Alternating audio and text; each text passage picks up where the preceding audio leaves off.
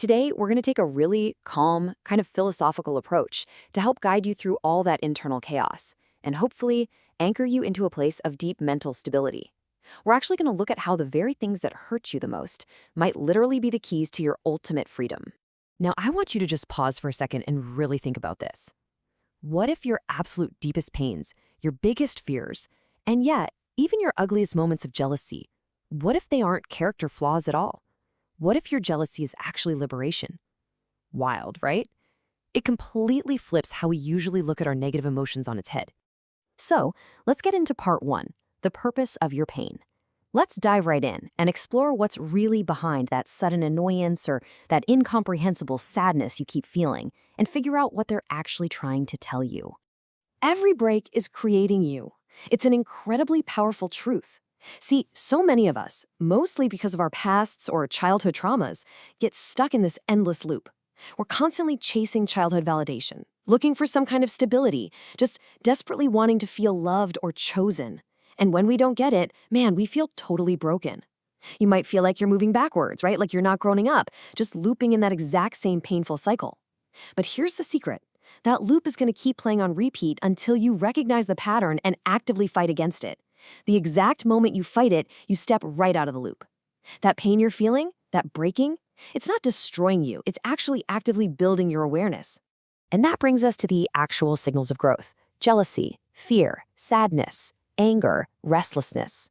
If you're sitting there experiencing these highly uncomfortable emotions over things you feel you lack, I really want you to know that this is a fundamental part of the journey toward freedom. It's completely normal.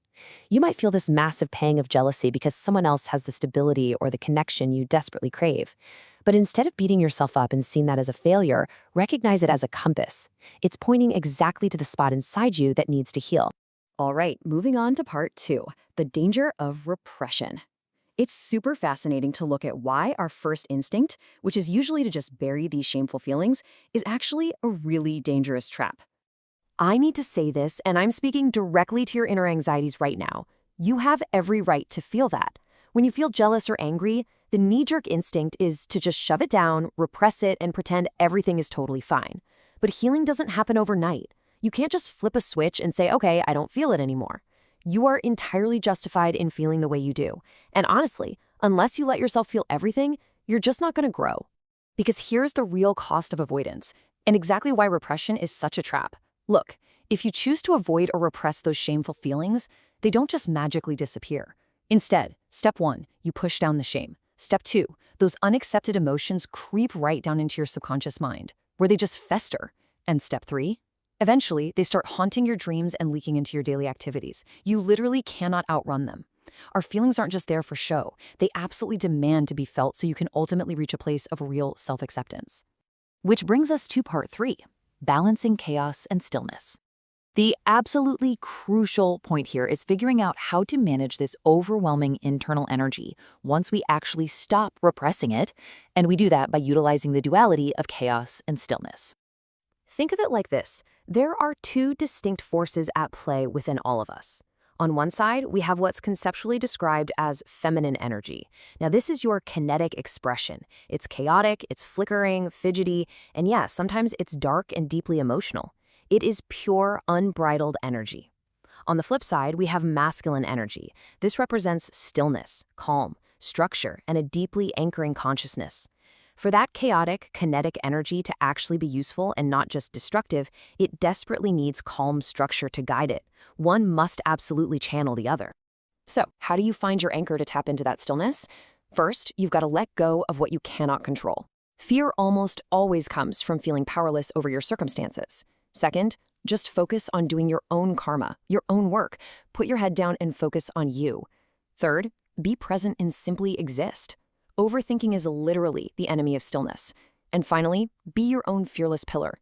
You might feel like you need someone else to come along and save you, but honestly, you already hold your own power. You are already secure. Let's zoom out a bit for part four, archetypes for mental stability. Because this isn't just some modern self-help fad. This pursuit of balance is actually a universal human journey that's deeply, deeply rooted in our history. When you look across different philosophies, it's amazing how perfectly the dots connect. In psychology, Carl Jung talked all about integrating the feminine and masculine parts of the human psyche. Over in the spirituality of Hinduism, you see the incredibly dynamic, chaotic energy of Shakti being stabilized by the deep, still consciousness of Shiva. Even if you look at astrology, the chaotic, grasping energy of Rahu is balanced by the ultimate detachment of Ketu. Structuring chaos with stillness is humanity's universally recognized path to mental stability. We've literally been studying this exact same balance for thousands of years. And that leads us to our final section, Part 5, the art of integration. We really need to look at how you can take all this profound historical knowledge and practically integrate it into your daily life today to overcome your own inner chaos. Because the ultimate goal is right here. Your energy needs to be still and structured to be expressed, not suppressed. See, if you just try to sit in silence and act like some perfectly calm, emotionless saint, it's just not going to work. If you simply suppress your kinetic, chaotic energy, you're always going to feel incomplete. Worse, you're going to start resenting yourself and everyone around you. The goal isn't to kill the chaos. The goal is to give it a structure so it can actually be expressed in a healthy way. So here is your practical guide to actually making this happen. First off, allow yourself to actually feel the pain, the anger, or the jealousy. Seriously, don't hide from it. Next, find that internal stillness we talked about and be your own pillar. Then, use that calm consciousness to put a structure around your chaotic emotions. And finally, express it. The goal isn't to swallow your anger whole. The goal is to filter it through a calm mind so that when you do speak, you're saying exactly what you mean, totally consciously and without saying hurtful things you're just going to regret later. That right there, that is true mastery over your emotions. So as we wrap up this explainer, I really want to leave you with a final provocative question to chew on. Are you suppressing your energy, or are you actively structuring it to be expressed? Remember, especially as a young adult just trying to find your way in the world, your pain and your jealousy, they are not your enemies. They are just chaotic energy waiting to be guided by you. So embrace the stillness, structure the chaos, and step fully into your liberation. Thanks so much for joining me, and keep exploring your own soul's journey.